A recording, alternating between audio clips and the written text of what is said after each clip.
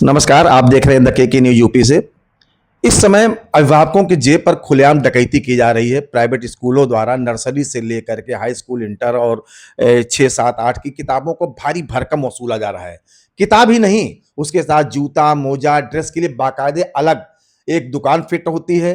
कुछ लोग तो स्कूल से ही दे रहे हैं और पता चला है महंगे स्कूलों में नर्सरी की पुस्तकें, नर्सरी एलकेजी की पुस्तकें 3,000, 4,000 की, ड्रेस व्रेस लेके 7,000, 8,000 हो जाता है। ये वैसे तो यहाँ पे जो बच्चे पढ़ाते हैं वो ये सोचते हैं कि हमारे बच्चे आगे जाएंगे, लेकिन उनकी जेबों पर खुलेआम डकैती पड़ रही है। भाजपा सरकार कहती वन नेशन वन इलेक्शन, लेकिन वो ये नहीं कहती है one nation one education one वेतन। आज इसी मुद्दे पर मैं बात करूंगा सत्यभान सिंह जनवादी जी से। क्या मामला है भाई, जब ये भाजपा सरकार कह रही है वन नेशन वन इलेक्शन, तो शिक्षा के मामले में क्यों पीछे हट रही है? धन्यवाद गुरु जी। जैसा कि हम लोग पहले ही चाहते थे कि देश के अंदर जो हमारी सरकारी विद्यालय है वो ऐसी गुणवत्तापरक शिक्षा वहाँ से मिलनी चाहिए और उसको दुरुस्त करने की जरूरत है। तो प्राइवेट विद्यालय को नहीं खोलने देना चाहिए था, ये हम लोग की पहली ही मांग थी। और हम लोग चाहते थे कि देश के अंदर जब जब पूंजीवाद हावी होगा, निश्चित तौर पे वो आम जनता पे उसका बेहद असर पड़ेगा।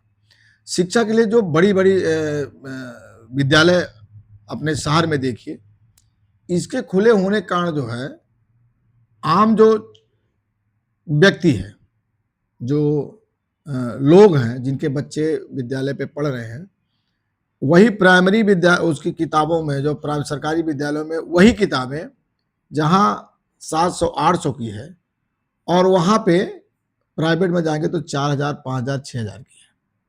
सरकार की विफलता है कि जिस गुणवत्तापरक शिक्षा देश को, पूरे देश की आवाम को सिर्फ 2 ही 3 चीज की जरूरत है: सस्ती शिक्षा, स्वास्थ्य और उनको रहने के लिए मकान। इन सारे वादों में सरकार निश्चित तौर पे फेल हुई है। आप इलेक्शन एक की बात करते हो तो शिक्षा भी एक की बात करो। नई शिक्षा नीति ला करके आप और आम छात्रों पे बोझ डाल रहे हो। आम प्राइवेट विद्यालयों की इतनी लंबी फीस कर रहे हो, चाहे वो प्राइमरी एलकेजी से लेकर यूकेजी से लेकर के इंजीनियरिंग तक। आज जिसकी फीस इंजीनियरिंग में 1 लाख रुपया थी, आप उसको 8 लाख रुपया कर दिए हैं। जो बच्चा जिसके गार्जियंस की तनख्वाह अगर 10,000 रुपया है और वो पढ़ाई में खर्चा उसका 12,000 होगा, तो निश्चित तौर पे वो उच्च शिक्षा और गुणवत्तापरक शिक्षा नहीं पा पाएगा। जिसके कारण सरकार को निश्चित तौर पे एक ठोस कदम उठाना चाहिए कि अगर देश की आवाम को आपको राहत देना है, देश के उन छात्रों को भविष्य बनाना है, उन बच्चों का भविष्य बनाना है जो आगे चल के देश के विकास में, देश की उन्नति में बड़ी भागीदारी निभाएंगे, जैसा कि पहले से हुआ है। तो इसलिए शिक्षा पे सरकार का मेन फोकस होना चाहिए और उस गुणवत्तापरक शिक्षा की बात करते हैं हम लोग, जो निश्चित तौर पे वो शिक्षा जब बच्चे हासिल करेंगे, छात्र हासिल करेंगे, तो वो देश के भविष्य के लिए अपनी अहम भूमिका निभाएंगे। महानगर में जितने भी प्राइवेट कॉलेज हैं, नामी गिरामी कॉलेज हैं, ज्यादातर लोग बताते हैं नेताओं के हैं या बड़े उद्योगपतियों के हैं। क्या सरकार इनके दबाव में काम करती है क्या? निश्चित तौर पे आपको दौर याद होगा 2019-20 का, जो कोरोना काल देश के अंदर आया, तो उस समय पर जब सारे लोगों की, जो देश के अंदर, जो अपने शहर के अंदर लोग कमाने धमाने वाले हैं, सबका रोजगार बंद हो गया था।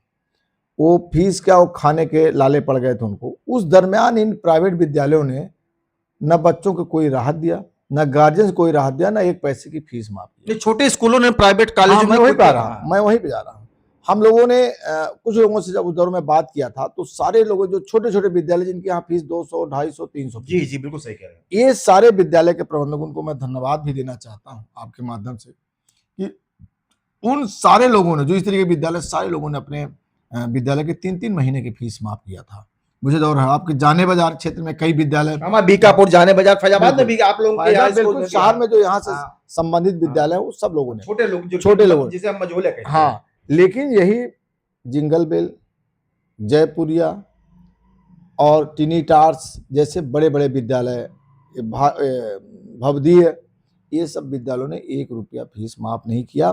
बल्कि इसके पहले एक अधिवक्ता थी श्वेता राज जी ने, उन्होंने अभियान भी चलाया था हम लोगों के साथ मिल करके, तो उनके बच्चों को वहाँ से निकालना पड़ा और तमाम अनाप शनाप बातें विद्यालय प्रशासन ने किया। तो ये जो पूंजीवाद है, ये इन पूंजीपतियों का स्कूल है ही है भाई। जिंगल बेल बड़े पूंजीपति विद्यालय है, और जो ये विधायक जी का कोई जयपुरिया विद्यालय, मतलब इस तरीके जो विद्यालय हैं वो सब बड़े पावरफुल और सत्ता पक्ष के लोगों के विद्यालय हैं, तो वहाँ तो आप अपनी बात भी नहीं रख सकते हो, आपके खिलाफ कार्रवाई हो जाएगी जो है। तो ये जो पूंजीवाद का जो बढ़ावा है और पूंजीवाद का जो दबाव है, निश्चित तौर पे सरकार पे हमेशा रहता है, और सरकार इसको माने या ना माने, लेकिन सरकार इन्हीं के कहने पे काम करती है। और आपको याद हो कि मैं बताना चाहता हूं कि जब हम लोग नगर मजिस्ट्रेट डीएम से मिलने गए थे फीस माफी को लेकर के, तो नगर मजिस्ट्रेट महोदय ने कहा था कि सत्यवान जी, आप लोग जानते हैं कि किस तरीके से प्रशासन भी, हम लोग बिल्कुल आपका ज्ञापन ले लेंगे, रख देंगे, आगे बढ़ा भी देंगे, लेकिन उसमें कोई कार्रवाई नहीं होगी, क्योंकि सब बड़े लोगों का विद्यालय है और पूरा दबाव रहता है। तो एक बड़ा संकट है कि इन सब बड़े बड़े उद्योगपतियों का विद्यालय है, और क्योंकि जिस सरकारी विद्यालय की बात हम लोग करते रहे, जैसे देश के अंदर केरला है, केरला में आपको प्राइवेट विद्यालय नहीं मिलेंगे, सरकारी विद्यालय प्राइवेटों से बढ़ के विद्यालय है, वहाँ हर चीज उपलब्ध है, लाइब्रेरी से लेकर के उच्च शिक्षा, और वहाँ 100% साक्षरता है। दिल्ली के अंदर केजरीवाल सरकार ने किया था, तो निश्चित तौर पे हमको यहाँ करने का, हम टीचरों को 1 लाख 1.5 लाख तनख्वाह देते हैं, और वो जो टीचर वहाँ होता है निश्चित तौर पे ऑलराउंडर होता है, वो परीक्षाएं पढ़ कर। अरे इस बार पीसीएस का जो रिजल्ट आया उसमें प्राथमिक शिक्षकों की बहुत अच्छी भागीदारी सामने आ रही है, निश्चित तौर इसका पे मतलब टैलेंट वाले हैं। वो सारे टीचर टैलेंट है, उनसे आप क्यों नहीं पढ़ा रहे? आप विद्यालय को इस तरीके से बनाइए कि कोई प्राइवेट विद्यालय में जाने की कोई उसको कोई इच्छा नहीं हो। हम तो उस शिक्षा की बात कर रहे हैं। आप शिक्षा पे बजट लाते हो, बहुत कम बजट देते हो। हम तो 10% हम लोग मांगते हैं कि जो पूरे बजट का हिस्सा है वो शिक्षा पे आप 10% खर्च करिए, जिससे हमारे देश का छात्र नौजवान पढ़ करके वो आगे जाए, दुनिया में नाम रोशन करे। तो सरकार का निश्चित तौर पे ठीक शिक्षा पे इनका कोई न दबाव है, न इनका कोई उसमें इनका अपना आधिपत्य बना हुआ है। सिर्फ पूंजीपतियों के इशारे पे जैसा वो कर चाहते हैं वैसा ही सरकार उनको करने, मनमानी करने दे रही है। इस समय शहर के जितने भी नामचीन स्कूल है उनकी किताबें और ड्रेस वगैरह प्राइवेट दुकानों पर मिलने मेला लगा रहता है। लोग बता रहे हैं 2-2 घंटे लाइन लगानी पड़ती है। अरे अभी तो आप यहाँ आबाद बुक रिकाबगंज में हम लोग टंडन है, हम लोग कल देख रहे थे, तो मेला तो लगा ही है, उनका तो नंबर की इंतजार करना पड़ रहा है, और क्योंकि वो पुस्तक वहीं मिलेगी, वो हाँ, ये फिक्स दुकान पर हाँ, मिलेगी। वो असल में देखिए जो ठोस कमीशन जाएगा, जो पैसा वहां से लेंगे लोग, कमीशन वहीं तो मिलेगा ना। आप एक बताइए, सरकार क्या करे या प्रशासन क्या करे जिससे एक समान शिक्षा हो? कोई आप देखिए, हम दिमाग तो में कुछ हो तो देखिए हमारे हिसाब से हम तो ये चाहते हैं कि शिक्षा का व्यवसायीकरण बिल्कुल बंद हो, गुणवत्ता परक शिक्षा की तरफ सरकार जाए, और सरकार के पास सारे वो संसाधन हैं, सारी उनके पास चीज है कि इसको रोका जा सकता है। ये बहुत कोई ऐसी समस्या नहीं है जिसको रोका नहीं जा सकता है, लेकिन सरकार को दृढ़ संकल्प लेना पड़ेगा, एक ठोस निर्णय लेना पड़ेगा कि तमाम लोग दबाव भी बनाएंगे, लेकिन सरकार से बढ़ के तो कोई चीज है नहीं, वो चाहे पूंजीपति हो चाहे कोई भी हो। तो अगर सरकार दृढ़ संकल्पता से काम करती है तो निश्चित तौर पे ये जो भ्रष्टाचार है, लूट है, खसोट है, ये खत्म होगा। फैजाबाद के अंदर जब विधायक जी का विद्यालय होगा तो वहां आप क्या उम्मीद कर सकते हैं कि किसी गरीब की बात सुनी जाएगी? तो इस पे सरकार को रोक लगाने के लिए निश्चित तौर पे हमारे टैलेंटेड शिक्षक विद्यालय पे हैं, आप उस विद्यालय को इतनी बेहतरीन विद्यालय बनाइए कि जिसके कारण जो है वहाँ के सब लोग, जितने भी गार्जियंस हैं, वहाँ अपने बच्चे भेजें। अभी सूखापुर इटौरा है, अगर आप जानते होंगे, वहाँ एक विद्यालय है, एक हमारी दोस्त पढ़ाते हैं वहाँ, तो कह रहे थे कि आज़ादी के बाद से अभी तक वहाँ विद्युत नहीं है, लाइट नहीं है। मैंने अधिकारियों से भी बातचीत किया था, तो एक बेसिक शिक्षा अधिकारी कह रहे थे कि आप उसको गोद ले लीजिए, आप ट्रस्ट से हैं।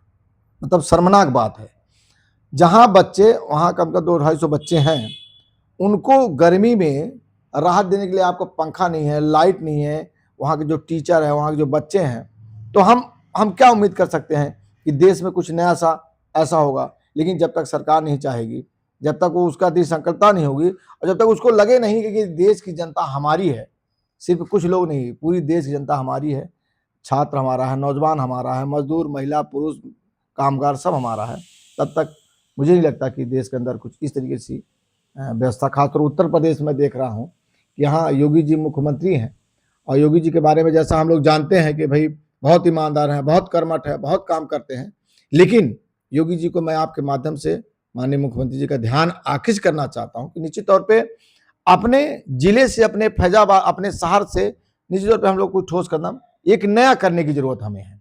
आप अयोध्या को लेकर के आदर्श इसको बनाइए और यहाँ जो प्राइवेट विद्यालयों को लूटपाट है उसको बंद करने के लिए आप सरकारी विद्यालयों को सही करिए। आपने सरकारी विद्यालय खत्म करने की बात तो किया, लेकिन वहाँ गुणवत्तापरक शिक्षा लाने की बात नहीं की आपने।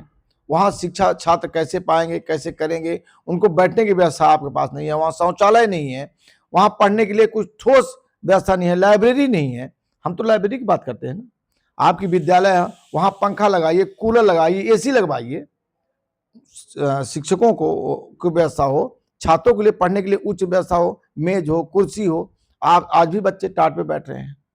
ये तो बड़ा संकट है ना, जब देश हमारा बहुत विश्व गुरु की तरफ बढ़ रहा, पूरी दुनिया में हिंदुस्तान आगे बढ़ा, तो निश्चित तौर पे हमारे देश की जो पूरी आबादी है, उस आबादी का जो मेन भूमिका में है, जो अंतिम पायदान पे व्यक्ति है, छात्र है, उसको शिक्षा देने के लिए, उसको आगे बढ़ाने के लिए आपकी योजना फेल है। इस योजना को आपको बनाने की जरूरत है।